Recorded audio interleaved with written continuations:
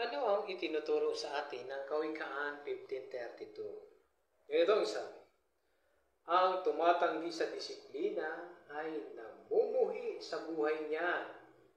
Pero ang nakikinig sa saway ay nagkakaroon ng unawa.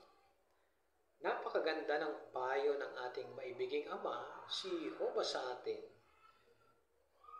Kapag tayo ay dinidisiplina, pinapakita nito na dapat natin itong hindi lang tanggapin.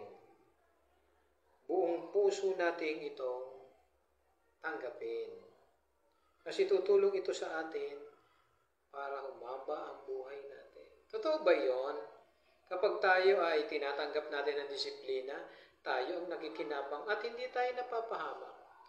Alam ni Jehovah ang mga bagay-bagay at gusto niya na magkaroon tayo ng kaunawaan dito. Kasi mahal niya tayo.